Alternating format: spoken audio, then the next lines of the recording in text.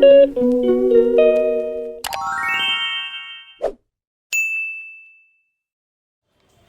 Morning. ঘড়ির কাঁটা 11:30 বাজে। এই 11:30 থেকে ব্লগ শুরু করছি। সকাল থেকে ঘর দোর পরিষ্কার এসব করতে করতেই অনেকটা সময় লেগে গেছে। আজকে হচ্ছে অশোক ষষ্ঠী। আজকে আমরা ষষ্ঠীর ব্রত পালন করি। আজকে চাল ডাল মানে চালের খাবার আমি খাই না। তো আজকে যেটা খাবো সেটা হচ্ছে সাবুদানার খিচুড়ি। আমার কর্তাও ব্রেকফাস্ট করেনি সকাল থেকে ঘরের কাজ করতে, আর এর সাথে ওর সাথে ফোনে কথা বলতে বলতেই এতটা বেলা হয়ে গেল। সাবুদানা খিচুড়ির জন্য জিনিসপত্র রেডি হয়ে গেছে। এবার জাস্ট সাবুদানা খিচুড়িটা করব। সাবুদানাটা আগেই ভিজিয়ে রেখেছিলাম, এই দেখো রাত্রেবেলা ভিজিয়ে রেখেছি। আর ঠাকুরকে পুজো দেওয়া হয়েছে তরমুজ আর শশা দিয়ে, সেটাও রয়েছে। আর এই দেখো সাবুদানার খিচুড়ি। সাবুদানাটা একদম ভিজে মানে ফুলে ঠিকঠাক সেট হয়ে আছে। এবার আমি খিচুড়িটা করব। আর এখানে আছে হচ্ছে আলু। এতটা কি আমি খাবো নাকি? আমার কথা বলছে কুলোবে, বলো আমি এতটা খাই? আমি 3 বেলা খাই বোধহয়। না না, এই দেখো সাবু, হ্যাঁ মুছেছি, সব মুছেছি। এই যে সাবুদানাটা সাবুদানা ফুলে গেছে, আর এই যে ঝরঝরে মতো হয়েছে। এইরকম সাবুদানা আমার লাগবে। আচ্ছা তাও একটু বলে দিই, সাবুদানাটা যখন আমি করেছিলাম ভিজিয়েছিলাম, তখন 1 কাপ সাবুদানা, তো 1 কাপই আমি জল দিয়েছি। সেটা সারা রাত জলের মধ্যে ভিজিয়ে রেখেছিলাম। এবার এর মধ্যে মানে এই কাজটাই হচ্ছে সব থেকে মানে ইম্পর্টেন্ট কাজ। আর আমার কর্তা ব্রেকফাস্টে আমার সঙ্গে সাবুদানার খিচুড়ি আর ফল খাবে। আর লাঞ্চের জন্য আমি কালকেই রান্না বান্না করে রেখেছিলাম, সেটা পরে আমি তোমাদের দেখাচ্ছি কি আছে না আছে। কিন্তু ব্রেকফাস্টটা এটাই খাবে। এবার দেখা যাক। ব্রেকফাস্ট তো বলছি, কিন্তু অনেক বেলা হয়ে গেল। 11:30 মানে অনেকটাই বেলা। আমাদের 10টা 10:30টার মধ্যে আমরা খেয়ে নিই, কিন্তু এক একদিন হয় কি দেরি হয়ে যায়। বাবান ফোন করে, তারপর আজকে আমার বোনও ফোন করেছিল 2-3 বার, ওর সাথে কথা হয়েছে। এই করতে করতে একটু দেরি হয়ে গেছে। ঘিতে করতে হবে এটা, মানে আমি ঘিতে করবো।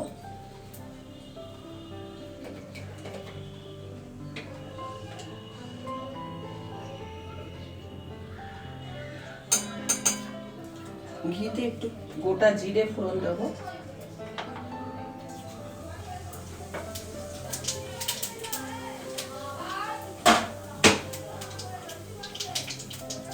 আলুটা দিয়ে দিচ্ছি।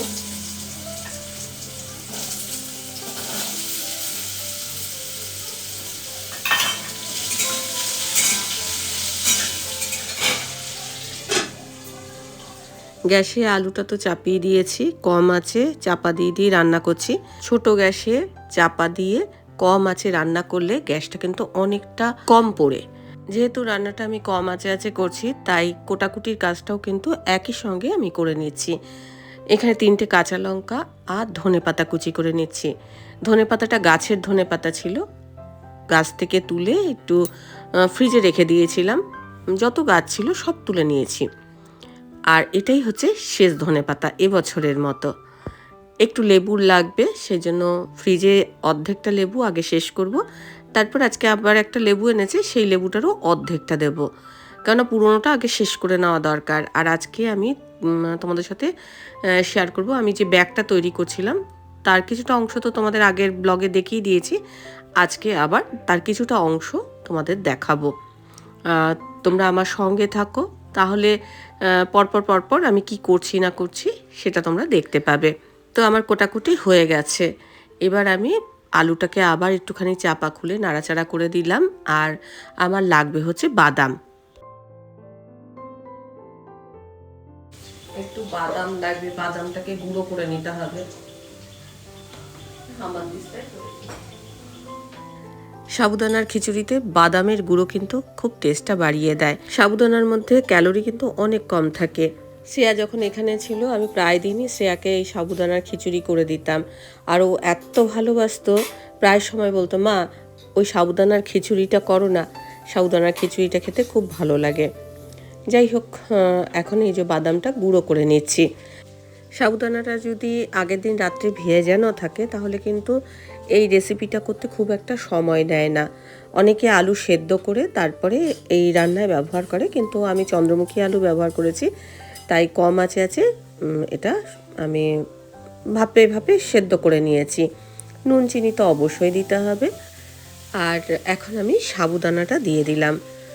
সাবুদানার মধ্যে যদি জল থাকে তাহলে কিন্তু খিচুড়িটা ঝরঝরে হবে না, তাহলে একটু স্টিকি স্টিকি মতো হয়ে যাবে। এইভাবে একবার করে দেখো সাবুদানার খিচুড়ি, আমার মনে হয় তোমাদের বেশ ভালোই লাগবে। আর সাবুদানাটা নাড়াচাড়া করে আমি চাপা দিয়ে দিয়ে রান্না করছি। এতে কি হবে, ভাপে ভাপে না সাবুদানাটা নরম হয়ে যাবে, একদম ট্রান্সপারেন্ট টাইপের দেখতে হয়ে যাবে। আর এই সময় কিন্তু একদমই গ্যাসের ফ্লেমটা বাড়িয়ে করবে না, একদম কম আঁচে করবে। যে কাঁচা লঙ্কাটা কোচানো ছিল সেটা আলুর সাথে ভেজে নিয়েছি, তার সাথে একটুখানি নুন মিষ্টি দিয়েছি। তো এটা ভাপে ভাপে হচ্ছে।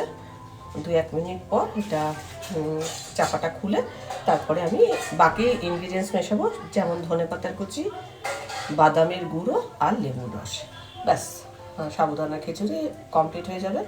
যে কোনো ব্রত পালনে কিন্তু এই সাবুদানা খিচুড়ি খাওয়া যেতে পারে। এটা মানে একদম পারফেক্ট। ধরো একাদশী ব্রত কেউ করে, কেউ এরকম ষষ্ঠী অষ্টমী এরকম ধরনের ব্রত করে, তো এই ব্রততে এটা খাওয়া যায়। আবার অনেকে সাবুদানা খিচুড়ি ডাল দিয়ে পাতলা পাতলা করে করে, কিন্তু ওটার থেকে এটা খেতে বেশি ভালো আর ঝামেলাও কম। এটা অনেকে বলতে পারো যে এর মধ্যে তো ডাল পড়েনি, তাহলে কি করে খিচুড়ি হলো, কিন্তু সাবুদানার খিচুড়ি, এটাকে সাবুদানার খিচুড়িও বলে। হ্যাঁ, আর এটা হচ্ছে ফাস্টিং রেসিপি। আজকে তোমাদের সাথে ফাস্টিং রেসিপি শেয়ার করলাম।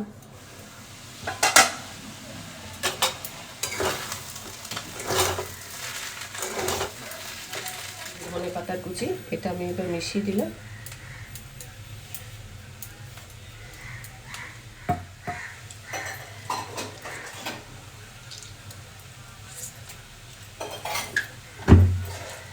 গ্যাসটা আমি এখন অফ করে দিলাম, একটু ভাপে রাখবো।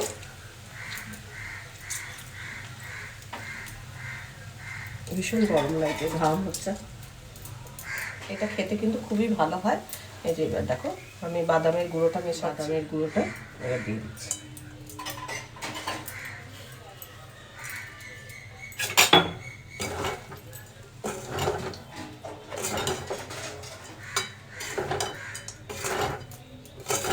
এখন এটা আমি এই যে এরকম চাপা দিয়ে রাখলাম, ততক্ষণে ফলটাকে রেডি করছি। চলো, আজ হচ্ছে বাসন্তী পুজোর ষষ্ঠী।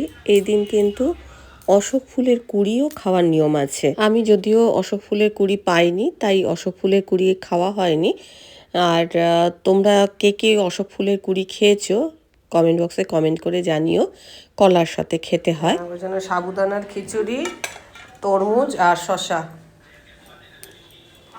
এটা হচ্ছে আমাদের আজকের ব্রেকফাস্ট। দাঁড়াও দিচ্ছি বাবাকে।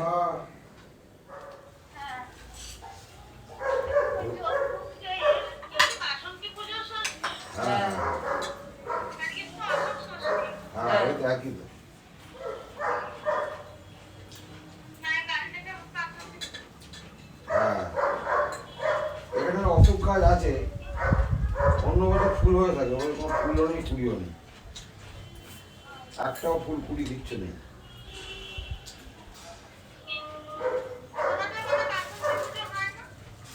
শীতলা হয়, শীতলা গঙ্গার পাতালে। শীতলা গঙ্গাতে হয়। শ্মশানতে কালী মন্দিরটা আছে ওখানে হয়। হ্যাঁ হ্যাঁ,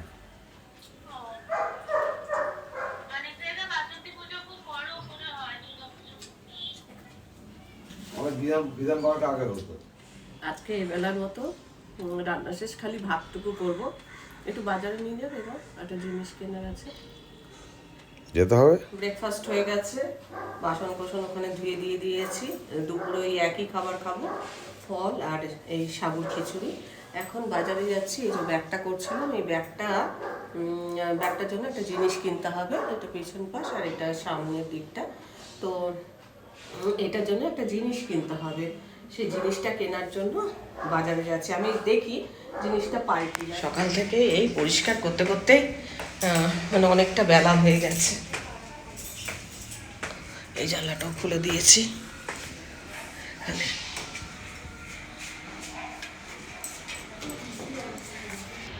পেস্টিং বক্রম, এটা নিতে এসেছি।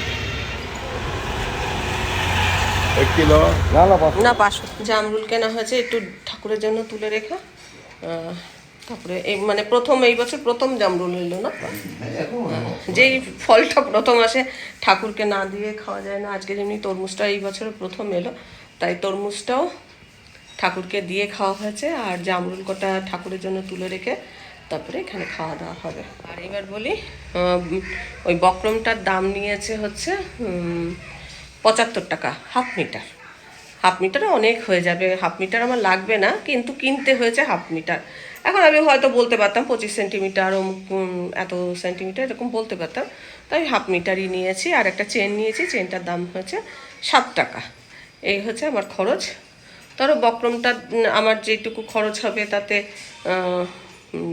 25 সেন্টিমিটার কিনলেও হয়ে যেত আমার, তাই না? 25 সেন্টিমিটার কিনলেও হয়ে যেত। যাই হোক, আজকে যেহেতু আমার রান্না বান্নাটা সেরকম কিছু করতে হবে না, ওটাই সাগুর যে খিচুড়িটা সেটাই আমি দুপুরে খাবো আর ফল খাবো। আর আমার কর্তার কী কী আছে সেটা আমি একটু দেখিয়ে দিই। কালকে চিংড়ি করে রেখেছিলাম একটা চিংড়ি। এখানে লাউ আছে, লাউ খানিকটা বের করে দেবো। আর আলু পটল পনির আছে, সেটাও বের করব। আর আজকে আতপ চাল করব। আতপ চালই মানে তাড়াতাড়ি হয়ে যাবে, এই রান্না আমাকে করতে হবে না। এখানে আলু পটল পনির আছে। বৌদি দিয়েছে মাখনা দিয়ে চিকেন, তো একটুখানি টেস্ট করবে আর কালকের জন্য রেখে দেবো। এটা বৌদি করেছে। আজকে তোমার তো তাহলে অনেক মেনু 4 পদ। লাউ, চিকেন, চিংড়ি, হ্যাঁ ওখানে রাখো, চিকেন, চিংড়ি, আলু পটল পনির। লাঞ্চে ওই একই খাবার খেয়েছি। আর আমার কর্তা ভাত খেয়েছে। ভাতটা আজকে আতপ চালের ভাত করেছিলাম। আতপ চালের ভাত করলে না খুব তাড়াতাড়ি হয়ে যায়, মানে 5-7 মিনিটের মধ্যে ভাত হয়ে যায়, আর একদম ঝরঝরে ভাত হয়। তোমরা যদি বলো আমি কোনো সময় দেখিয়ে দেবো আতপ চালের ভাত কিভাবে ঝরঝরে করে নামাতে হয়। আর এই যে জিনিসগুলো, এগুলো ব্যাগের মাঝখানে লাগিয়ে দেবো। তো একটু ভরাট মতো হবে। আমি যে কোস্টারগুলো করেছিলাম সেই কোস্টার যেরকমভাবে করেছি এটাও সেইভাবে করেছি। তো ব্যাগের এই সামনে পোর্শনটা এইরকম হবে। আর এই যে দেখছো ধারে যেরকমভাবে কাজটা করেছি সেরকমভাবেই কাজটা আমি আরেকটা পোর্শনে করে নেব। আজকে যেহেতু ষষ্ঠী, তাই রুটি খাওয়া যাবে না, পোড়া জিনিস খাই না, সেই জন্য লুচি হচ্ছে এবেলাটা, সঙ্গে ফুলকপি আলু চচ্চড়ি হচ্ছে। আমার কথা সমস্ত কেটে সব রেডি করে রেখেছে, ধুয়ে সব রেডি করে রেখেছে। আমি এতক্ষণ এডিটিং করছিলাম, ভয়েস ওভার দিচ্ছিলাম, আরও ততক্ষণে এটা করে রেখেছে। এবার আমি মানে রান্নাটা শুরু করব, লুচি টুচি বেলবো, লুচি তৈরি করবো। আর মানে আমার ব্যাগের অনেকটা অংশ হয়ে গেছে, তোমাদের একটুখানি দেখাই। তোমরা দুপুরবেলাটা দেখেছিলে ব্যাগটা কীরকম ছিল, এখন ব্যাগটা কীরকম হয়েছে। রান্না করতে করতেই তোমাদের সাথে কথা বলছি। এই পার্টটা আমি দেখেছি সাদাটা বুনছিলাম, তারপরে এইগুলো বুনেছি, মানে সাদাটা বুনে একটুখানি রেস্ট নিয়েছি, শুয়ে পড়েছিলাম। ওই 10-15 মিনিট ঘুমিয়েছি, তারপরে বাকি অংশটা কমপ্লিট করেছি। করার পর ব্লগ এডিট করেছি, করে ব্লগ আপলোড করা হয়ে গেছে। তারপরে আবার একটা রান্না চ্যানেলের ভিডিও ভয়েস ওভার দিলাম, দিয়ে এখন তোমাদের দেখাচ্ছি। এই যে এই জায়গাটা, এইগুলো তখন আটকাইনি, পরে আটকে নিয়েছি, এত অবধি হয়েছে। এবার বাকি কাজটা তোমাদের দেখাবো, ততক্ষণে রান্নাটাকে মানে কমপ্লিট করি, তারপরে আমি এইটা কমপ্লিট করব।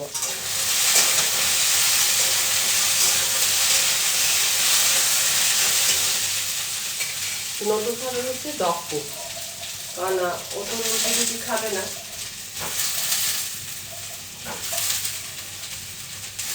তরকারিটা একটু বেশি করেই করলাম।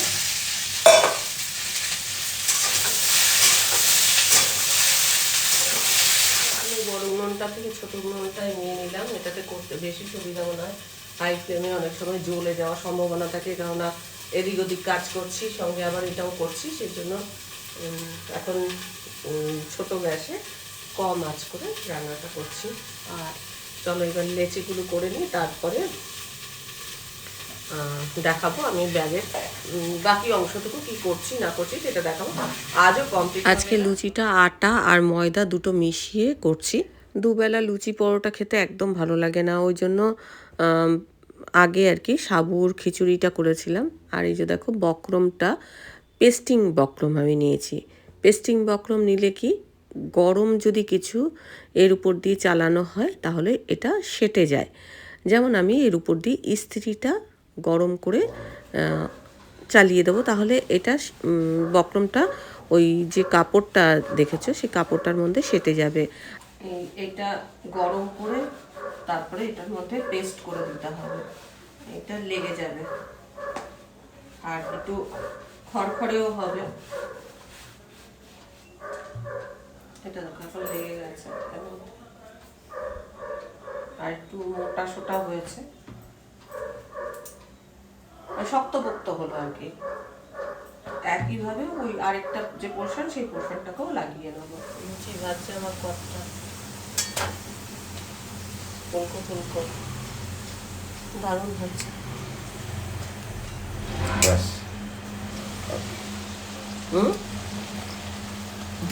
ফুলকো ফুলকো বলতেই এটা ফুলেনি। যেই ক্যামেরার মধ্যে কেন ফুলেনি? এই দেখুন ফুলেনি। হ্যাঁ এখনো আমার কাজ শেষ হয়নি, কিন্তু এখনো ভিডিও তো ভয়েস ওভার দেওয়া হয়ে গেছে। শুয়ে শুয়ে লেখালেখির কাজ করব। ওই লেখালেখি করতে করতে তারপরে এক্সপোর্ট করব, করতে করতে ঘুমিয়ে পড়বো। এই 10টা 40 বাজে, এখন লুচি ভাজা হচ্ছে, আমার কর্তা লুচি ভাজছে। তো এবার ওই ফুলকপি আলুর তরকারি আর লুচি খাবো, আর আজকের মতো দিনটা শেষ করবো।